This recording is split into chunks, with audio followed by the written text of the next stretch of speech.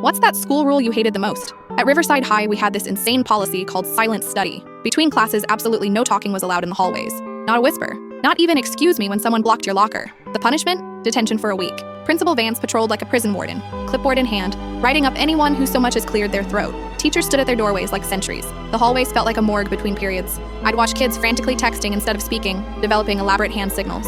One girl got detention for sneezing too loudly, another for saying, "bless you." Most kids adapted. Not me. I couldn't handle it. The rule made no sense. We were teenagers, not monks taking vows of silence. The breaking point came during my junior year when my friend Quincy's mom was rushed to the hospital during third period. He got the call from his dad and ran toward the exit, tears streaming down his face. Without thinking, I instinctively called out, "Quincy, wait! Do you need a ride?" Vance materialized from nowhere like some twisted genie. "Detention! 1 week," he announced, already scribbling on his clipboard. "His mother's in the hospital." I protested, my voice rising. "Rules are rules, Miss Hartwell," he said coldly. "No exceptions." Quincy turned back, his face devastated. "It's okay," he whispered, then bolted through the doors. That night, I was furious.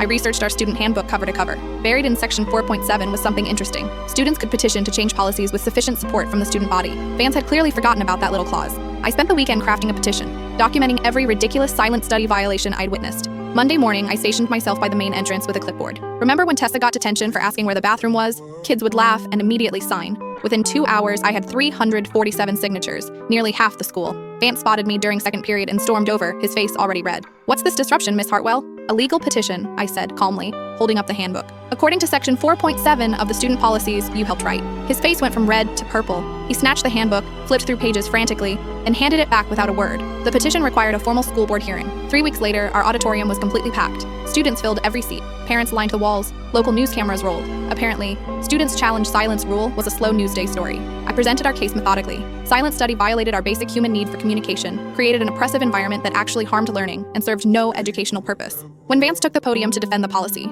Quincy stood up in the audience. "This rule prevented my best friend from helping me during the worst moment of my life," he said, his voice breaking. "When my mom was dying, I had to face it alone because showing basic human compassion was against school policy." The auditorium fell completely silent.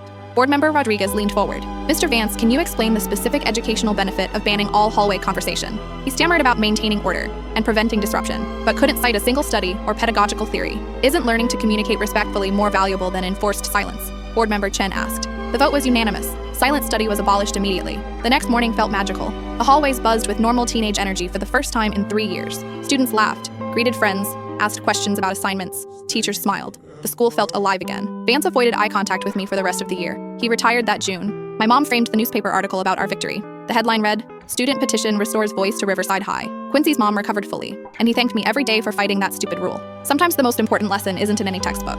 It's learning that unjust rules only have power if we're too afraid to challenge them.